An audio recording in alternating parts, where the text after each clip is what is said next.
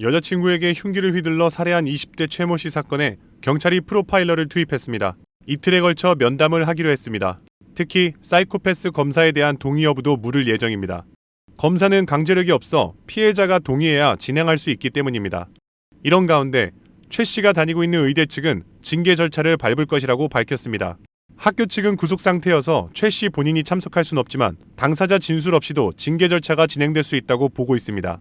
최 씨는 범행 이후 숨진 피해 여성이 발견된 곳과 반대편에서 뛰어내리려고 시도했던 것으로 알려졌습니다.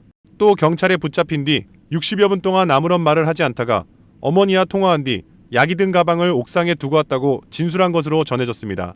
처음부터 살인 의도 있었습니까? 범행 은폐하려고 한 거 맞나요? 피해자에게 미안하지 않으십니까? 한 말씀 해주세요.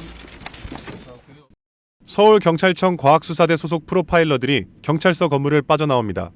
20대 여성을 살해한 혐의를 받고 있는 의대생 최모 씨를 상대로 3시간 가까이 면담을 진행했습니다. 면담에서 가스라이팅 정황이나 계획살인 관련해서 이야기 나오셨는지. 프로파일러들은 최 씨를 상대로 사건과 관련한 구체적 진술을 끌어내고 그동안의 진술이 맞는지 검증하면서 범행 동기 파악에 주력했습니다. 사이코패스 검사를 할지는 오늘 면담 내용을 바탕으로 결정합니다. 범행 당일 정황도 속속 드러나고 있습니다. 경찰은 당시 건물 옥상에 남자가 서성이고 있다는 신고를 받고 현장에 출동했습니다. 경찰에 따르면 최 씨는 경찰과 마주치자 피해자 위치와 반대쪽으로 달려가 투신소동을 벌였습니다. 경찰은 최 씨가 범행 후 상의를 갈아입어 혈흔 등의 흔적이 없었고 투신소동을 제압하는 게 우선이라 피해자를 발견하지 못했다고 설명했습니다. 투신이라고 하는 것을 일종의 제스처로 본인이 진짜 투신이라든가 이런 의사는 거의 없었다라고 봐도. 최 씨는 파출소에 연행된 직후 대답을 하지 않는 등 조사에 비협조적이었습니다.